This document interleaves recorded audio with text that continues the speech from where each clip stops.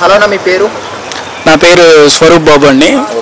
అది ప్రకాశం డిస్టిక్, ఒంగోలు. ఇప్పుడు ఆంధ్రప్రదేశ్లో ఎన్నికలు వస్తున్నాయి కదా, ఈసారి ఏ పార్టీ అధికారంలోకి వస్తుంది అనుకుంటున్నారు? టీడీపీ జనసేన రెండు అలయన్స్లతోటి టీడీపీ గవర్నమెంట్ ఫామ్ చేస్తుంది అనుకుంటున్నాను. ఓకే, టీడీపీ రావాలని ఎందుకు కోరుకుంటున్నారు?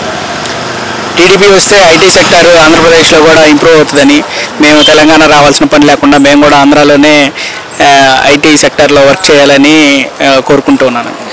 ఇప్పుడు 2014 నుండి 19 చంద్రబాబు నాయుడు పరిపాలనలో కరెంటు బిల్లు 500 వచ్చేది. ఇప్పుడు జగన్ గారి పరిపాలన 1500 నుండి 2000 వరకు వస్తుంది. దాని మీద మీ అభిప్రాయం ఏంటన్నా? అంటే ఫ్రీ పథకాలు అన్నీ ఇచ్చి గవర్నమెంట్ అవన్నీ ఇస్తుందంటే మనం ఒకటే గుర్తుపెట్టుకోవాలి, ఆ డబ్బులు మళ్ళీ మన దగ్గర నుండి వసూలు చేస్తారు. అది కరెంటు బిల్లు రూపంలో అయినా, ట్యాక్సుల రూపంలో అయినా. ఇంతకుముందు మనకి లైఫ్ ట్యాక్స్ అనేది కారుకి కానీ ఆటోకి కానీ ఇంతకుముందు తక్కువ ఉండేది, ఇప్పుడు 10,000 20,000 అట్లా చేశారు.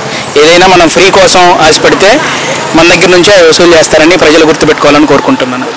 జగన్ గారు మరీ అధికారంలోకి వస్తే మొదటి సంతకం వాలంటీర్ వ్యవస్థ మీద పెడతాన్నారు. అదే చంద్రబాబు నాయుడు గారు అధికారంలోకి వస్తే డిఎస్సి మీద పెడతాన్నారు. దాని మీద మీ అభిప్రాయం ఏంటి?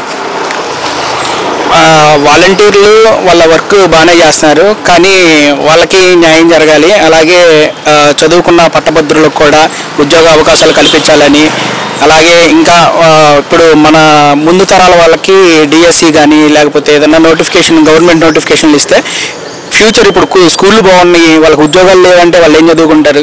ముందు వాళ్ళు ఉద్యోగాలు చేయకుండా ఖాళీగా ఊళ్ళో తిరుగుతున్నారంటే వాళ్ళ స్కూల్కి వెళ్ళిన పిల్లలు వాళ్ళు మా ముందు వాళ్ళు ఉద్యోగాలు చేయట్లేదు, మేము చదువుకొని ఏం చేస్తాం అనుకుంటారు. అదే ఉద్యోగాల అవకాశాలు కల్పించాలి, డిఎస్సీలు ఇవ్వాలి, కానిస్టేబుల్స్ ఇవ్వాలి, ఇంకా సివిల్ సెక్టర్లో జాబ్స్ ఇవ్వాలి. ఇవన్నీ జాబ్స్ ఇస్తూ ఉంటే ఫ్యూచర్ పిల్లలు కూడా చదువుకోవాలనుకుంటారు. నాడు నేడు స్కూళ్ళు మేము బాగా చేసాము, స్కూల్లో పిల్లలను చేరుస్తున్నాం అంటే ఉద్యోగాలు వాళ్ళు చదివిన తర్వాత ఉద్యోగాలు ఏవి?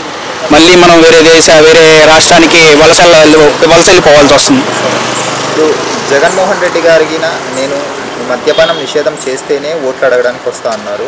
అదే చంద్రబాబు నాయుడు గారు తీసుకున్నాం అనుకో, ఆయన మద్యపానం నిషేధం పూర్తిగా చేయను అన్నారు. కానీ అప్పట్లో మద్యపాన నిషేధము 75,000 కోట్లు ఉండేది చంద్రబాబు నాయుడు పరిపాలనలో. ఇప్పుడు చూసుకుంటే 1,23,000 కోట్లకు వచ్చింది. దాని మీద మీ అభిప్రాయం ఏంటి? అది అసలు అయితే మామూలుగా వైఎస్ఆర్సీపీ స్లోగన్ ఏంటంటే మాట తిప్పను మడిని తప్పను అని. కాకపోతే మద్యపాన నిషేధ విషయంలో మాత్రం అది జరగలేదు, మద్యపానం నిషేధించలేదు. కాకపోతే దానివల్ల అందరితో ఇదేంటంటే దానివల్ల చాలా ఫైనాన్షియల్ ప్రాబ్లమ్స్ వస్తాయి, అందుకని మద్యపానం నిషేధం చేయలేకపోయారు. కానీ చంద్రబాబు నాయుడు గారు మాత్రం బెల్ట్ షాపుల్ని బంద్ చేశారు. అది ఈ పిచ్చి బ్రాండ్లు ఏమి లేవు అప్పట్లో.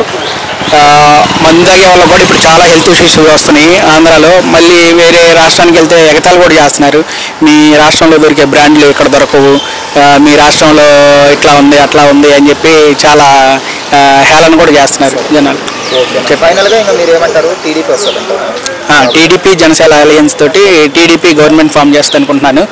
నా స్పెషల్ రిక్వెస్ట్ ఏంటంటే పిఠాపురం శాసనసభ్యులుగా పవన్ కళ్యాణ్ గారిని గెలిపించి అత్యధిక మెజారిటీతో గెలిపించమని పిఠాపురం ప్రతి ఓటర్ మహాశైలను కోరుకుంటూ ఉన్నాను. హాయ్ ఫ్రెండ్స్, మా ఫ్యూచర్ టుడే ఛానల్ చూస్తున్నందుకు చాలా థ్యాంక్స్. మరిన్ని లేటెస్ట్ వీడియోస్ కోసం వెంటనే సబ్స్క్రైబ్ చేయండి. అలాగే ఈ బెల్ ని కూడా రింగ్ చేసేయండి. మా లేటెస్ట్ వీడియోస్ నోటిఫికేషన్స్ అన్నీ మీ మొబైల్లో వస్తాయి. మా వీడియోస్ మీకు నచ్చితే లైక్ చేయండి, షేర్ చేయండి, నచ్చకపోతే కామెంట్ చేయండి.